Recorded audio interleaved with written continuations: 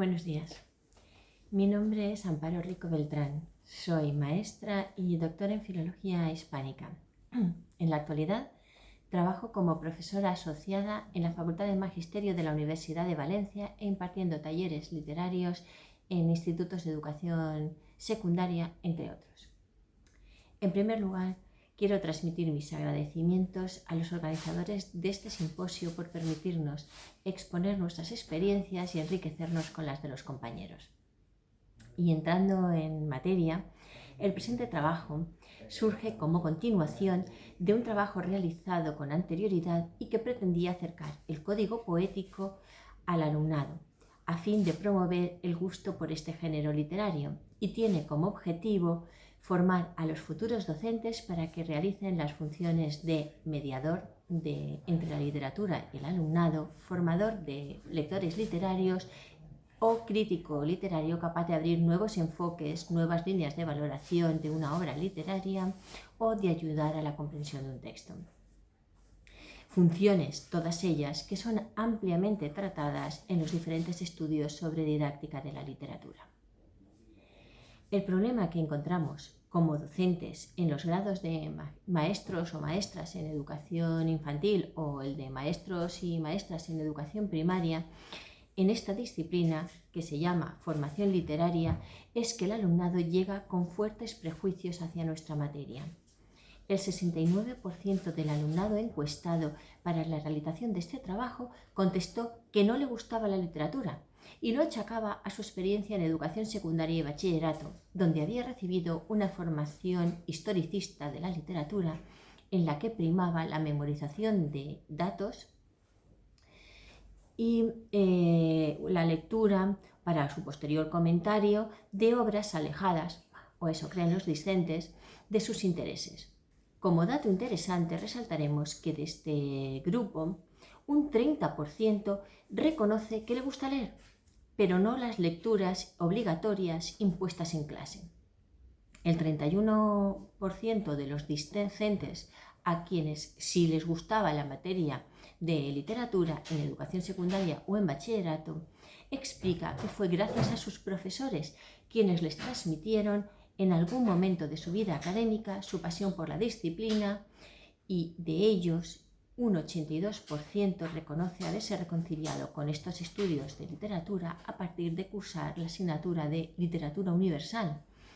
De lo que debemos deducir, pues, que con anterioridad a esta asignatura, que se imparte como optativa en bachillerato, este alumnado engrosaba las filas del 69% a quien no gustaba la literatura y, por tanto, ese porcentaje sería mucho más alto. Creemos, pues, que urge una reflexión sobre la manera en que impartimos los conocimientos sobre literatura, ya que pese a los cambios metodológicos impulsados de la didáctica de la literatura o las nuevas leyes educativas, como podemos observar, los docentes seguimos impartiéndola con un enfoque historicista, al que se añaden comentarios de textos de obras o fragmentos de obras siguiendo esquemas clásicos, pero no ejercemos esa función de mediadores que tan necesaria es, sobre todo, cuando intentamos acercar la literatura clásica al alumnado. Así pues, partiendo de estos resultados, desde las facultades de magisterio nos encontramos con la dificultad añadida de tener que revertir la situación para cortar con la inercia que seguirá provocando alumnado alejado de la literatura. Pues de todos es sabido que el alumnado no aprende de lo que decimos, sino que aprende de lo que transmitimos.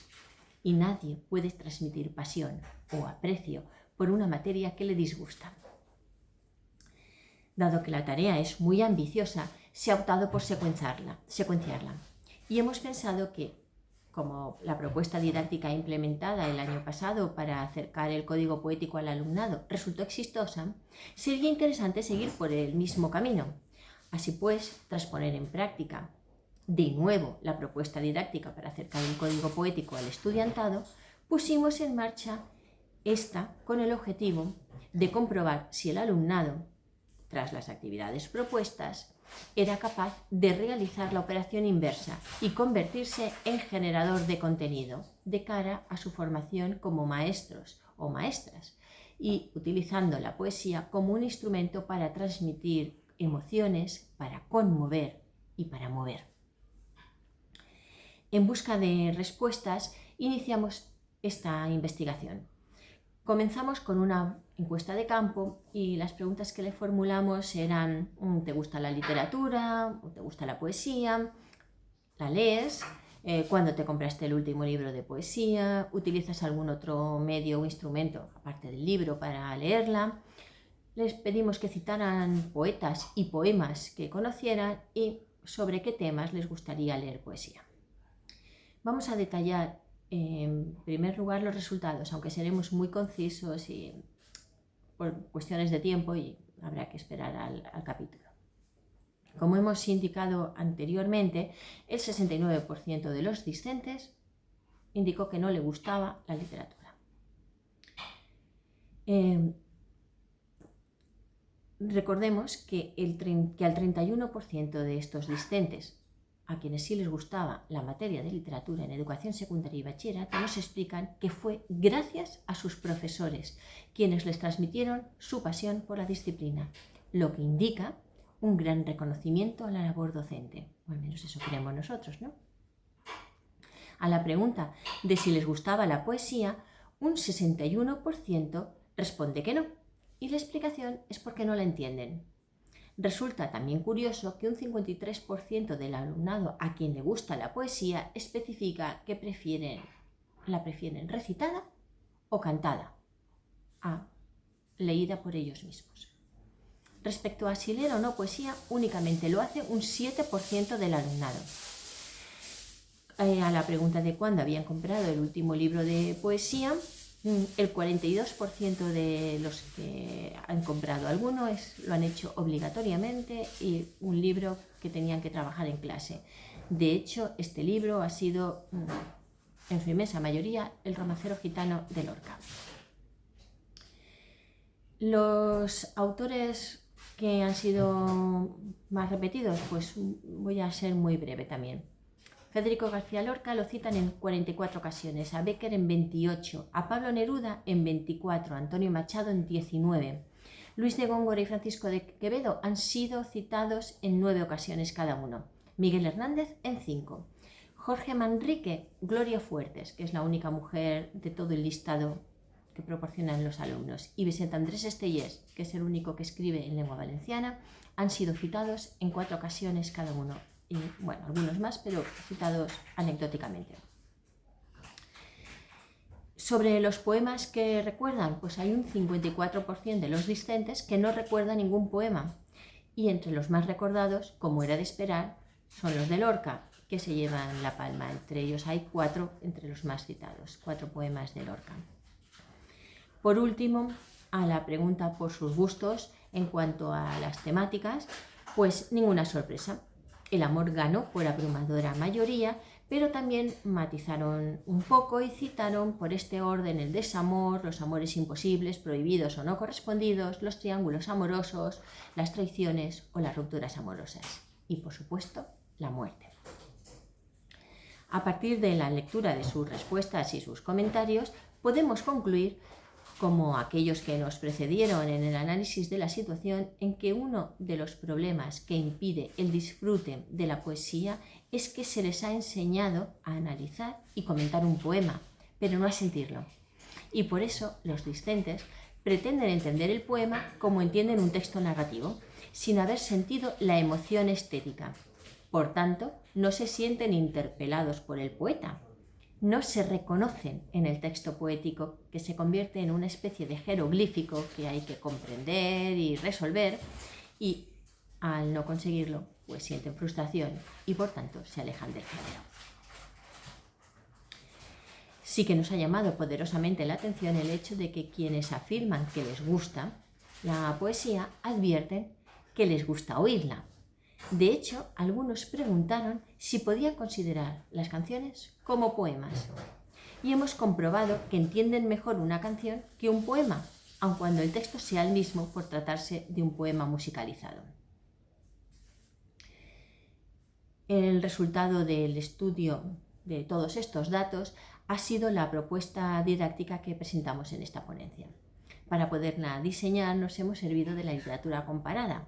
Y puesto que el alumnado es consumidor de canciones y dado que la poesía y la canción están tan próximas que a menudo rozan o confluyen, nos propusimos tratar ambos textos por igual y exigir a las canciones los mismos requisitos de calidad que les exigimos a los poemas, sobre todo el de ausencia de anécdota, porque es lo que, a nuestro entender, le confiere la universalidad a los textos poéticos. El objetivo fue tratar de acercar la poesía al alumnado a partir de las letras de las canciones. Para tratar de romper con la premisa de que no entendían los textos poéticos, probamos con el recitado de un poema al comenzar cada clase, para luego seguir con un pequeño comentario que conectara la emoción que pretende transmitir el poeta con la emoción que han sentido ellos al escuchar el poema.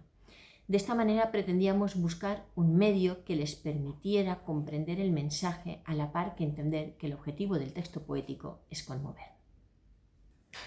Pasaremos ahora a exponer brevemente la propuesta didáctica que se implementó en la asignatura de formación literaria para maestros en educación infantil que se imparte en segundo curso del grado. La puesta en situación consistió en hablar sobre los resultados de la encuesta e intentar llegar a un pacto con el alumnado para que ellos pusieran de su parte para intentar revertir esa ausencia de gusto, ese disgusto por la poesía, ya que era imposible que ellos transmitieran eso a sus alumnos, transmitieran un gusto si ellos no lo sentían. Una vez realizado este pacto, comenzamos con la propuesta y planteamos un juego que llamamos los viajes en el tiempo. Se presentaron varios textos poéticos, clásicos, conectados de alguna manera con canciones que el alumnado conocía para intentar saltar la barrera del código. Tras esto, pasamos a la segunda parte en la que se les recitó la sátira filosófica de Sor Juana Inés de la Cruz y se les pidió a los asistentes, con el texto a la vez escrito, que descubrieran qué canción o qué canciones del siglo XXI había podido escuchar la poetisa durante su viaje al siglo XXI para que al regresar a su siglo hubiese compuesto ese poema. Tras esta actividad y explicándoles la necesidad de conocer la poesía clásica para poderla enseñar y la necesidad de amar esta poesía clásica para poder transmitir la pasión, pues se les pidió que formaran grupos y que escogieran una de las temáticas que ellos habían comentado en la encuesta previa. El trabajo consistía en que estos grupos tenían que buscar un poema del canon literario en lengua castellana y una canción actual que estuviesen de alguna manera conectadas. Como producto final, por último, se pidió al alumnado que fuesen ellos creadores para comprobar lo que habían aprendido sobre el lenguaje poético. Para ello debían escoger una canción una canción actual, y responder creando un poema a la manera de alguno de nuestros clásicos. Los resultados de este taller fueron alentadores. El alumnado participó activamente, leyó poemas buscando la emoción que pretendía transmitir el poeta o la poeta. Logró emparejar algunos de ellos y mejoró tanto el conocimiento de autores como el conocimiento de textos poéticos y también de su comprensión y la utilización del lenguaje poético para transmitir esas emociones, lo que supone, a nuestro entender, un aprendizaje significativo. Por tanto, consideramos que esta propuesta didáctica puede resultar interesante para acercar la poesía clásica a los alumnos de los grados en maestros de educación infantil o maestros de educación primaria, pero también creemos que sería oportuno extenderla al máster del profesorado de educación secundaria para que les ayudase a comprender cómo conectar con su futuro alumnado, para que pudieran realizar esta función de mediadores de la que hablábamos al principio. Solo me queda agradecerles el tiempo que me han dedicado y espero que esta experiencia pueda resultarles interesante. Quedo a su disposición para cualquier pregunta que deseen formularme. Muchísimas gracias.